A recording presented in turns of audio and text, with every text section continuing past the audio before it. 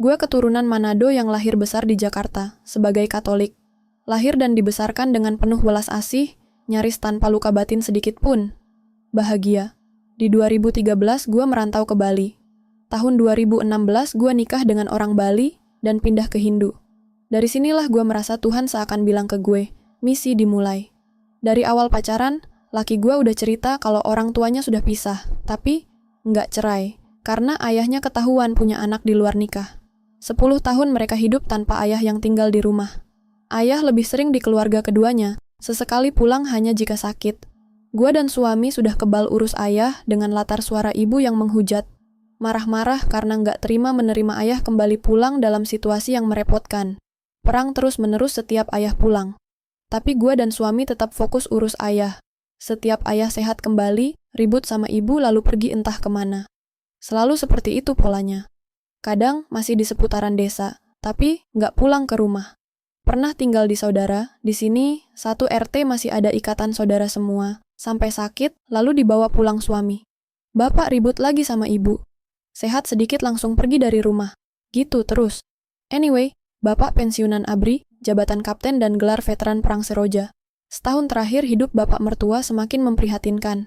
Dia lebih sering terlihat di seputaran desa, tinggal di wantilan kuburan yang jaraknya cuma beda 7 rumah dari rumah kita, tapi dia milih buat nggak pulang. Keributan-keributan antara bapak sama ibu udah diketahui sama semua orang di RT. Dua sosok yang sama-sama keras hati.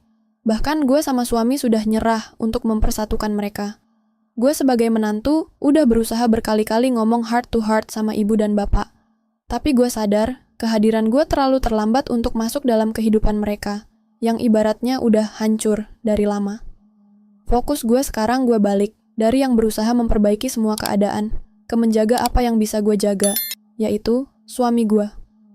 Oktober 2024, bapak mertua kena serangan stroke. Nggak main-main, 5 hari, lalu sadar dengan kaki lumpuh dan tidak bisa bicara. Dia akhirnya pulang ke rumahnya dengan keadaan terendahnya. Ibu, jelas semakin marah. Setiap hari hanya hujatan dan kebencian yang diluapkan ke bapak. Tapi gue, terutama suami, udah sepakat rawat bapak sebaik yang kita mampu. Peristiwa sakit bapak dan pulang ke rumah ini dianggap suatu apes akut buat ibu. Tapi gue sebagai newbie dalam keluarga ini, yang tanpa luka batin, menganggap ini waktunya gue berbakti. Ujian buat gue bukan di subjektif rawat bapak, tapi di mana gue harus memposisikan diri antara dua insan yang saling membenci. Membuat mereka merasa sama-sama adil diperlakukan sebagai orang tua. Tidak mudah, Ferguso. Omongan udah nggak mempan, jadi fokus gue ke tindakan. Sebesar apapun hasutan dan alasan untuk benci bapak, gue dan suami teguh pendirian menjalankan peran anak sebaik mungkin. Ibu sempat iri lihatnya, tapi kita kasih pengertian semampu kita. 3 bulan berlalu ngerawat bapak yang kondisinya mentok, dia hanya bisa ngesot dan makan sendiri. Perlahan, misi. Tuhan yang gue jalani mulai memperlihatkan hasil. Ibu mertua jadi lebih kalem saat lihat bapak. Ibu, dari yang benci kesumat, perlahan jadi kasihan. Di bulan kelima pasca bapak stroke, suasana rumah jauh lebih baik. Surprisingly, ibu jadi yang lebih sigap urusan jadwal makan bapak. Hampir setiap hari ibu beliin bapak makan, buatin minum, dan lain-lain, walaupun tetap ngasihnya lewat perantara orang lain. Gue dan suami menyambut baik, penuh syukur. Flashback sedikit kenapa ibu benci kesumat sama bapak. Diselingkuhin ketika ibu sebulan rawat jalan, karena patah 7 tulang rusuk. Ketahuan pas udah punya anak di luar nikah. Bapak nggak minta maaf, justru nantangin. 3 kali dimaafkan, pulang ke rumah tapi ternyata nyuri emas ibu. Sejak itu setiap pulang hanya kalau sakit. Well, gue nggak pernah maksa ibu untuk memaafkan. Gue cuma bisa melakukan porsi gue sebagai anak, yang selalu ada, mendengarkan, berbakti, tambahan flashback, gaji tentara dari 2001 dibawa bapak, dan sejak itu nomor nafkah untuk keluarga sah. Cukup kuat kan alasan ibu, kenapa benci kesumat sama bapak? 29 Maret, Nyepi 2025. Ini titik terbahagia yang gue rasain selama hidup bareng keluarga suami. Semua kumpul, selayaknya keluarga utuh harmonis. Bapak mertua, ibu mertua, suami, kakak ipar, ponakan, lengkap kumpul.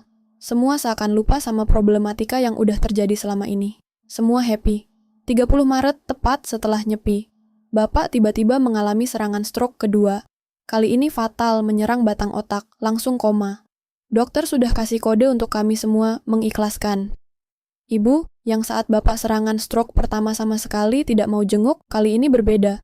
Ibu datang ke rumah sakit, menunggu, mengelus Bapak dengan lembut sambil menahan tangis. 3 April 2025, kondisi Bapak menurun terus-menerus. Dokter bilang berdasarkan kondisi, hanya sampai malam ini Bapak bisa bertahan hidup.